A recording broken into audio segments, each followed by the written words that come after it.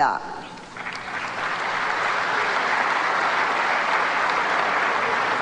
In these provinces, and in Agusan Sur, Caligan, Surigao Sur, and calamity-stricken areas, we will launch a massive school building program at 10 pesos per child every school day.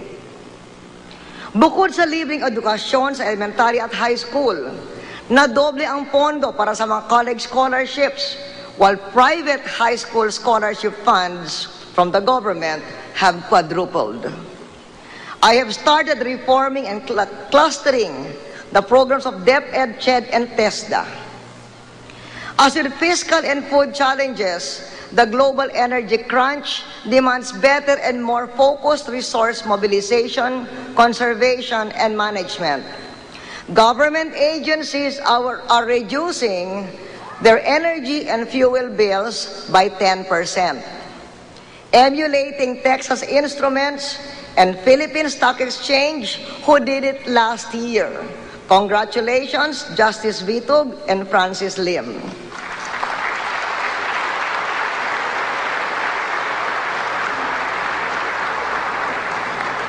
To reduce power system losses, we count on government regulators and also on EPIRA amendments. We are successful in increasing energy self-sufficiency, 56%, the highest in our history. We promote natural gas and biofuel, geothermal fields among the world's largest, windmills like those in Ilocos and Batanes, and the solar cells lighting many communities in Mindanao. The new Gallup oil field can produce 17 to 22,000 barrels per day, 1/12 of our crude consumption. The renewable energy bill has passed the House. Thank you, congressmen and congresswomen.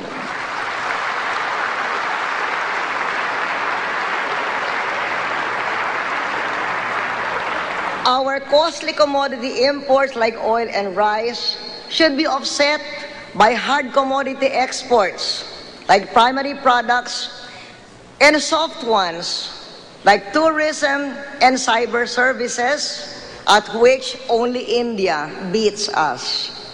Our 350 million training partnership with the private sector should qualify 60,000 for call centers, medical transcription, animation, and software development, which have a projected demand of 1 million workers, generating $13 billion by 2010.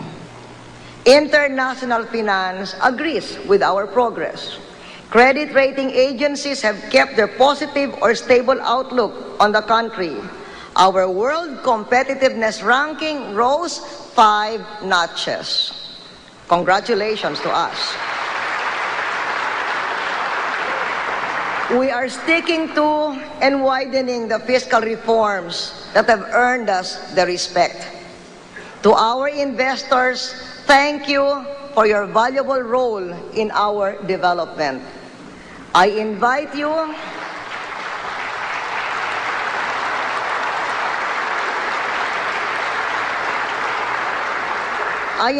to invest not only in factories and services, but in profitable infrastructure, following the formula for the Tarlac-Pangasinan-La Union Expressway.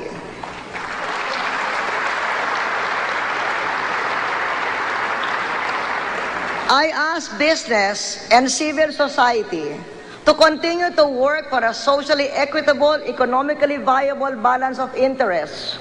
Mining companies should ensure that host communities benefit substantively from their investments and with no environmental damage from operations. Our administration enacted the Solid Waste Management Act, the Wildlife Act, Protection of Plant Varieties, Clean Water Act, Biofuels Act, and various laws declaring protected areas. For reforestation, for next year, we have budgeted 2 billion pesos.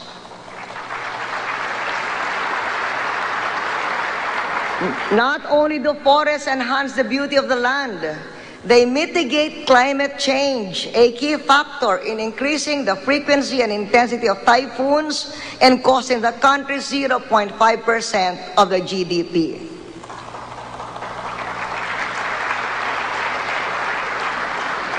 We have set up over 100 marine and fish sanctuaries since 2001.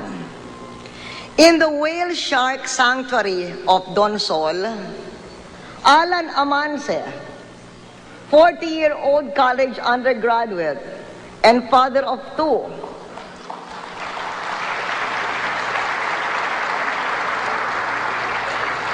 was earning 100 pesos a day from fishing and driving a tricycle.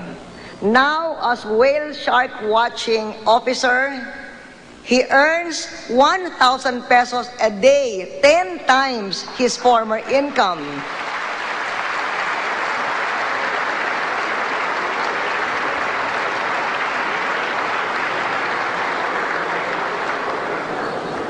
For clean water, so important to our health, we have 500 million pesos this year and 1.5 billion for next year. From just one sanitary landfill in 2001, we now have 21 with another 18 in the works. We launched the Zero Basura Olympics to clear our communities of trash. Rather than more money, all that is needed is for each citizen to keep home and workplace clean and for garbage officials to stop squabbling.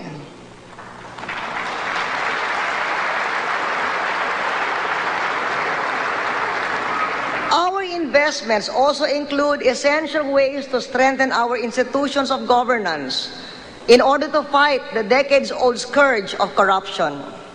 I will continue to fight this battle every single day.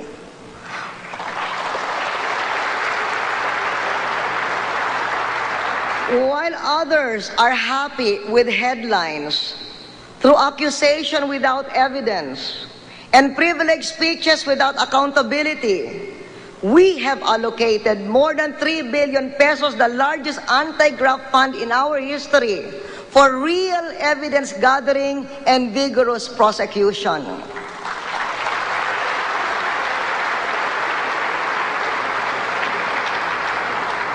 From its dismal past record, the Ombudsman's conviction rate has increased 500%.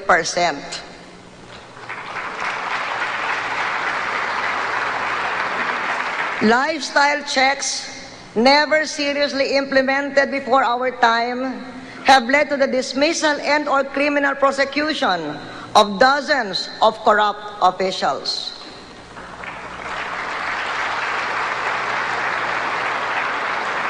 I recently met with the Millennium Challenge Corporation, a U.S. agency that provides grants to countries based on governance.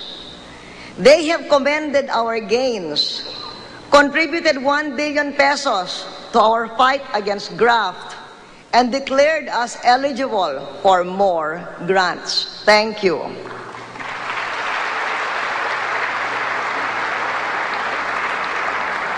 Last September, we created the Procurement Transparency Group in the DBM and linked it with business, academia, and the church to deter or catch anomalies in government contracts. On my instruction, the BIR and Customs established similar government civil society tie-ups for information gathering and tax evasion and smuggling monitoring. More advanced corruption practices require commensurate advances in legislative responses. Colleagues in Congress, we need a more stringent Anti-Graft Act.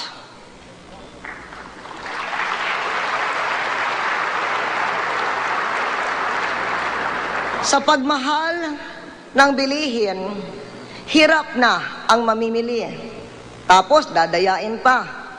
Dapat itong mahinto. Hinihiling ko sa Kongreso na magpasa ng Consumer Bill of Rights laban sa price gouging, false advertising at iba pang gawain kontra sa mamimili.